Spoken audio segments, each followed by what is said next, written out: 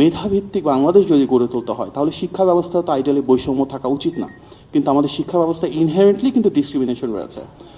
আমাদের কারিকুলাম নিয়ে বেশ কিছু অবজারভেশন রয়েছে। আমরা দেখেছি কারিকুলামকে দলীয়করণ করা হয়েছিল। সুতরাং আমরা এনসিটিভিতে যেটুকু রিফর্ম করা প্রয়োজন বা সম্ভব, অন্ততপক্ষে আগামী বছর জানুয়ারির আগে যেন নেক্সট 3 মাসের ভিতরে আমাদের কারিকুলামগুলি ডেভেলপ করতে পারি, যেখানে প্রয়োজন কিছুটা রিডিজাইন করতে পারি, এবং এটা আপনাদের দায়িত্ব আমাদের উপর সে প্রেশার রাখা, সেটা যাতে পলিটিসাইজ না হয়, যেটা সঠিকভাবে হওয়া উচিত, যা আমাদের দক্ষতা এবং যোগ্যতার সাথে প্রয়োজন, আধুনিক শিক্ষা ব্যবস্থা গঠনের জন্য যা যা মাধ্যম প্রয়োজন, সেভাবে যেন আমরা আমাদের কারিকুলামকে ডেভেলপ করতে পারি, সে নিয়ে আমাদের একটা বড় প্রায়োরিটি রয়েছে। আমাদের আরও একটা বড় কমিটমেন্ট হচ্ছে মেধাভিত্তিক বাংলাদেশ যদি গড়ে তুলতে হয় তাহলে শিক্ষা ব্যবস্থা তো আইডিয়ালি বৈষম্য থাকা উচিত না, কিন্তু আমাদের শিক্ষা ব্যবস্থা ইনহেরেন্টলি কিন্তু ডিসক্রিমিনেশন রয়েছে। ডেফিনেটলি এখানে বাংলা মিডিয়াম রয়েছে, ইংলিশ মিডিয়াম রয়েছে, মাদ্রাসা রয়েছে, এবং ক্রমান্বয়ে কিন্তু বাংলা মিডিয়ামের যে ট্র্যাডিশনাল সিস্টেম, সেখানে স্টুডেন্টের সংখ্যা সবচেয়ে বেশি কমছে এবং অন্যান্য দুটো মাধ্যমে বাড়ছে। তার মানে এখানে সাপ্লাই এবং ডিমান্ডে আমরা কীভাবে কাজ করবো, এটি নিয়ে কাজ করার যথেষ্ট সুযোগ রয়েছে। অনেক স্কুলের সাথে আমরা কথা বলে দেখেছি যে লটারিতে যে সিস্টেম আছে সেটা অনেকে পছন্দ করছেন না, কারণ এখানেও একটা ইটস আ ব্ল্যাক বক্স। লটারিতে কারা অ্যাপ্লাই করছেন, কারা সিলেক্ট করছেন, কীভাবে সিলেক্ট করছেন। আমরা ইতিমধ্যে সরকারের নীতি নির্ধারণী পর্যায়ে আলোচনা করেছি যে লটারি থেকে আমরা এক্সাম বেসড বা টেস্ট বেসড প্রসেস আবার ফেরত যেতে চাই। আমাদের বাজেটের একটা বড় অংশ পর্যায়ক্রমে বাড়াতে চাই। এখন যেটা আছে সেটা 1.5% মতন। আমরা বলেছি 5% বাজেট উন্নীত করতে চাই শিক্ষা খাতে।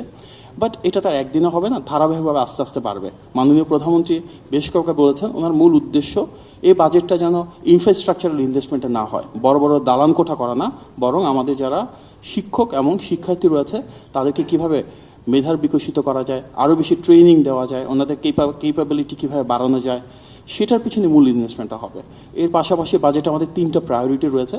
একটা হচ্ছে যেটা আমরা ইতিমধ্যে প্রেজেন্টেশনে দেখলাম তৌফিক ভাইয়ের, স্যানিটেশন এবং হাইজিনের ক্ষেত্রে আমরা ইনভেস্ট করতে চাই। আমরা মিড ডে মিল বাড়াতে চাই, এক্ষেত্রে ডেভেলপমেন্ট পার্টনাররা অনেক বড় ভূমিকা রাখতে পারেন।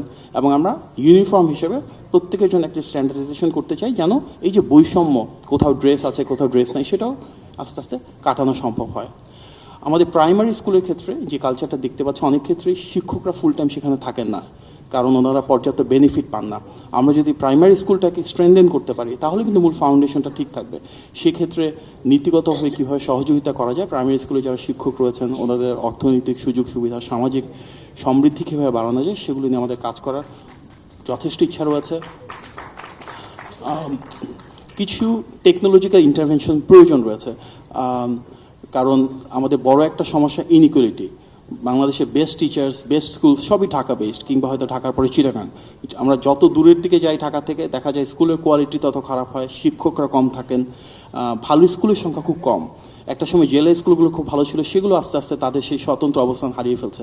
সামগ্রিকভাবে আমাদের একটা মূল উদ্দেশ্য হচ্ছে টেকনোলজি ব্যবহারের মাধ্যমে কীভাবে আমরা সেই ডিসপ্যারিটি বা ইনইকুয়ালিটিটাকে কমিয়ে আনতে পারি। এই জন্য আমাদের দুটো টুল রয়েছে। একটা হচ্ছে ওয়ান টিচার ওয়ান ট্যাব। ধারাবাহিকভাবে এবং পর্যায়ক্রমে সব স্কুল টিচার যারা রয়েছেন তাদেরকে আমরা ট্যাবলেট, কম্পিউটার প্রোভাইড করতে চাই, এবং সেখানে স্বাভাবিকভাবে কারিকুলাম আপডেটেড থাকবে। টেকনোলজি ব্যবহারের মাধ্যমে যেন আমরা শহর এবং গ্রামের বৈষম্যটুকু কমাতে পারি। Best manuals, best materials, best teachers আমরা স্প্রেড করে দিতে চাই। এবং সেই টেকনোলজির আরেকটা বড় ব্যবহার হবে অন্ততপক্ষে প্রতিটা স্কুলে সার্টেন কিছু মাল্টিমিডিয়া ক্লাসরুম রাখা, যেখানে গ্রাফিক্স বা ভিডিও, মাল্টিমিডিয়া সেগুলো তারা দেখতে পারেন। আনফর্চুনেটলি এই দুটো স্কিমই কিন্তু আমরা লাস্ট 16 বছরে দেখেছিলাম বিচ্ছিন্নভাবে হয়েছিল, বাট দোজ আর ফ্র্যাগমেন্টেড। আমাদের একটা বড় সমস্যা হচ্ছে যে পলিসির কথা আমরা বলি না কেন, অনেকটা ট্রায়াল অ্যান্ড এররের মতন different department, different ministry, different রিজনে করে থাকে, কিন্তু এই পুরোটাকে একটা জায়গায় এনে কাজটা করা হয় না।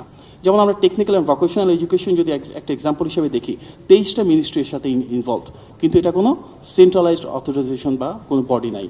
আমরা এনএসডি, যেটা প্রধানমন্ত্রী কার্যালয় রয়েছে, তাদের সাথে বসেছিলাম, ন্যাশনাল স্কিল ডেভেলপমেন্ট অথরিটি, সেখানেও দেখলাম অনেক ধরনের প্রোগ্রাম অনেকগুলো মিনিস্ট্রিতে হচ্ছে। একটা ওভারআর্চিং বডি যে পুরোটাকে সমন্বয় করবে সে কাজগুলো হচ্ছে না। আমাদের মাননীয় প্রধানমন্ত্রীর নির্দেশনা হচ্ছে যেখানে সম্ভব এই ফ্র্যাগমেন্টেশনকে, ডিসকানেক্টেড যে ডট আছে এগুলোকে এক করতে পারি কিনা, সেখানে অবশ্যই আমাদের সরকার থেকে সর্বোচ্চ চেষ্টা থাকবে।